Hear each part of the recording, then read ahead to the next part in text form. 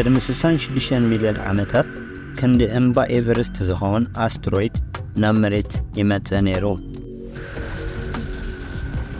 እቲ ዕልዋ ብጣዕሚ ዓብን ኣስካሕካሕን ብምዃኑ ዝኣክል ነቶም ዝዓበዩን ሓደገኛ ዝኾኑ ዳይናሶራት ጠቕላላ ኣጽኒትዎም። እቲ ዕልዋ ኣብ ከባቢኡ ዝነበሩ መብዛሕትኦም ክቐትሎም እኳ እንተኸኣለ ክጸንትሉ ዝኽኣሉ ምኽንያት ግን እቲ ዕልዋ ዘምጽኦ ሳዕቤናት እዩ። እቲ ኣስትሮይድ ዕቤቱ 10 ኪሎ ሜትር ዲያሜትር እኳ እንተነበሮ ኣዝዩ ሓደገኛ ዝገብሮ ግን ዕቤቱ ዘይኮነ ዝመጽኦ ዝነበረ ፍጥነት እዩ። ፍጥነቱ ካብ 10 ሳብ 30 ኪሎ ሜትር ሳብ ሓደ ኻሊእ ስለ ዝነበረ ኣብ ሃዋህው ናይ መሬት ምስ በጽሐ ሙቐቱ ልክዕ ክንዲ ጽፍሒ ናይ ፀሓይ ክበጽሕ ክኢሉ። እዚ ዘምጽኦ ሳዕቤን ድማ ኣብ ትሕቲኡ ዝነበረ ኣየር ክቃጠልን ካብ መጠን ላዕሊ ዝኾነ ሙቐት ናብ መሬት ክወርድን ጀመረ።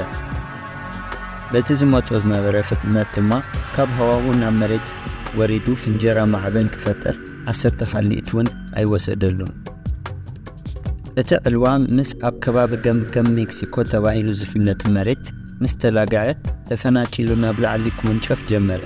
ኣብ ማእከሉ ድማ ኣዝዩ ዓቢ ፍንጀራ ማዕበል ተፈጥረ። ካብዚ ንድሓር እውን እንዳባእሰ እዩ ኸይዱ። ድሕሪ ቁሩብ ሰዓታት ድማ እቲ ናብ ሰማይ ተወሪሩ ዝነበረ ፍንፅልጣል ናይ ሓዊ ዝናብ ኮይኑ ክዘንብ ጀመረ። ምስቲ ሃዋህው ወይ ድማ ኣትሞስፌር ብምሕዋስ ኬሚካላዊ ምላሽ ብምፍጣር ናይ ኣሲድ ዝናብ ክዘንብ ጀመረ። ኣብ መሬት ድማ ሓውን ሃፈስታን ናብ ኩሉ እቲ ኣህጉር እናተላብዐ ኣዝዮም ብዙሓት እንስሳታት ኣጥፍዐ። እዚ ኩሉ ከይኣክል ድማ እቲ ዕልዋ ናብ መሬት ምስ ሃረመ ብምሕር ሓይሊ ማዕበላት ምንቅጥቃጥ ኣብ ትሕቲ መሬት ሰደደ። ውጽኢቱ ድማ ሜጋ ሱናሚ ዝበሃል ልዕሊ 10 ሜትሮ ዝቕመጡ ዓብዪ ማዕበል ኣብ ውቅያኖሳት ተበገሰ። ዕቤቱን ፍጥነቱን ኣዝዩ ዓቢ ስለ ዝነበረ ኸዓ ኣብ ቅድሚኡ ዝጸንሑ ደሴታት እናወሓጠ ኣብ ኩሉ ገማግም ዓብዪ ዕንወት ኣውረደ። እዚ ኩሉ ሽግር ኣዝዮም ብዙሓት እንስሳታት እኮ እንተቐተለ ኩሎም ግን ኣይሞቱን። እቶም ኣብ ርሑቕ ቦታ ዝነበሩ ብህይወት ክተርፉ ክኢሎም እዩ። እንተኾነ ግን ዕጫ ህይወቶም ድሮ ተጻሒፉ እዩ።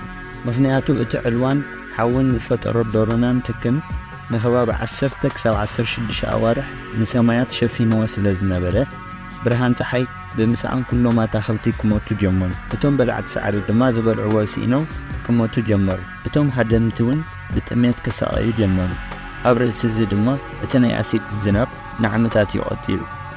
ኩሉ ማይ ባሕሪ ድማ ንህይወት ዘይምችእ ብኣሲድ ዝተበከለ ስለ ዝነበረ ኩሎም ናይ ባሕሪ እንስሳታት እንዳሞቱ ይመፁ። እዚ ኩሉ ሽግራት ተደማሚሩ ንልዕሊ 80 ሚእታዊት ዓይነታት እንስሳታት ክጸንቱ ገይርዎ። እቲ ዘሐጉስ ዜና ግን ሓደ ካብቶም ዝጸነቱ እንስሳታት ቲሬክስ ተባሂሉ ዝጽዋዕ ዝነበረ ዓይነት ዳይናሶር ብምንባሩ እዩ። እዞም ቲሬክስ ዝበሃሉ ዳይናሶር ኣዝዮም ዓበይትን ጨካናትን ስለ ዝነበሩ ኣብ ላዕሊ ደረጃ ናይ መግቢ ሰንሰለት እዮም ነይሮም። ንሶም ተዘይሞቱ ደቂ ሰባት ሕጂ ኣይመሃለናን። ምኽንያቱ ኣብ መጻጽኣና ካብዚ ስለ ዝብገስ። ኣብ መወዳእትኡ ኩሎም ዓበይቲ እንስሳታት ጸኒቶም ተረፉ። ብጀካ ደቃቕቲ ክንዳ አንጭዋ ዝኾኑ መጥበውቲ እንስሳታት። መሬት ናብ ነጉር ንኽትምለስ ሚልዮናት ዝቖጽር ግዜ ይወሲድላ። እቲ ምንቅጥቃጥ መሬት ዝሰዓቦ መፈናቐል ናይ ኣኻውሕ ድማ ቀስ በቐስ ብእሳተ ጎመራ እንዳተሓገዘ መሬት ክመቓቐል ድሕሪ ምጅማር እዘን ሕጂ ንፈልጠን 7 ኣህጉር ክፍጠራ ክኢለን።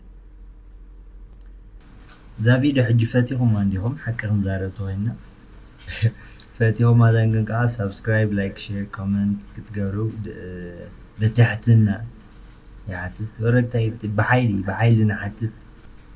ኣብ ቀጻሊ ዝተፈላለዩ መሃርትን ኣዘናጋዕትን መደባት ሒዘ ስለ ዝመጽእ ንኸይሓልፈኩም ሰብስክራይብ ጌርኩም ጽንሑ።